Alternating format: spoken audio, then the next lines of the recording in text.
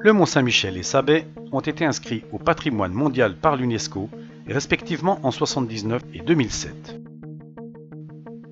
Il fait l'objet de toutes les attentions, tant sur le plan touristique que sur le plan topographique, puisque l'activité humaine, notamment, est responsable de son emprisonnement par les herbus. Pour limiter cet emprisonnement, qui aurait été irréversible en 2040, un nouveau barrage a été construit et terminé en 2009 sur le Couesnon, cours d'eau frontière entre la Bretagne et la Normandie. Mais en réalité, la frontière géographique se situe sur la terre ferme à 4 km à l'ouest. L'originalité de ce barrage réside dans son mode de fonctionnement.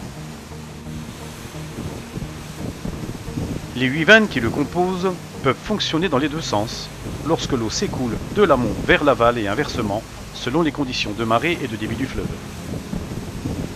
Sa mission est de retenir un maximum d'eau, puis, 6 heures après la marée haute, de lâcher cette masse liquide pour refouler les alluvions vers le large par un effet de chasse. Le barrage peut gérer l'eau dans les deux sens, regardons de plus près.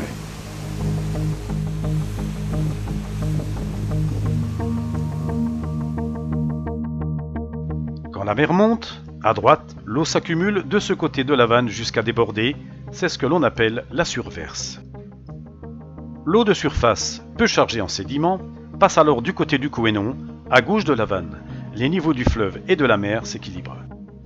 La vanne bascule, la mer s'engouffre dans le Couesnon et fait augmenter son niveau jusqu'à 5,50 m. C'est alors que les vannes se ferment, tandis que la mer baisse. Le Couesnon atteint 6 mètres. Les vannes s'élèvent légèrement, laissant une ouverture au fond. C'est la sous-verse. Sous son propre poids, le Couesnon se vide, chargé en sédiments, sans créer ni remous ni perturbation, direction le large. Mais les résultats attendus ne se feront sentir que dans plusieurs années. Il est également intéressant d'observer un autre phénomène, c'est le mascaret.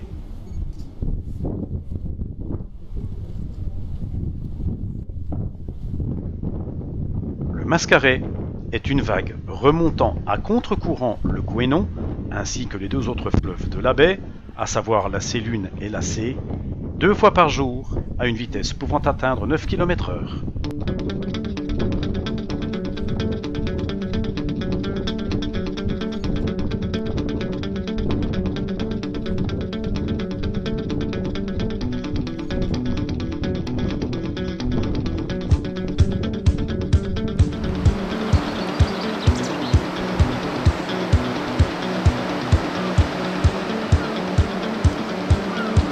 Ce spectacle naturel, provoqué par la marée montante de la Manche, remplit la baie sur une surface de 250 km² environ et remonte les cours d'eau par coefficient au moins égal à 80 sur une distance de plusieurs kilomètres.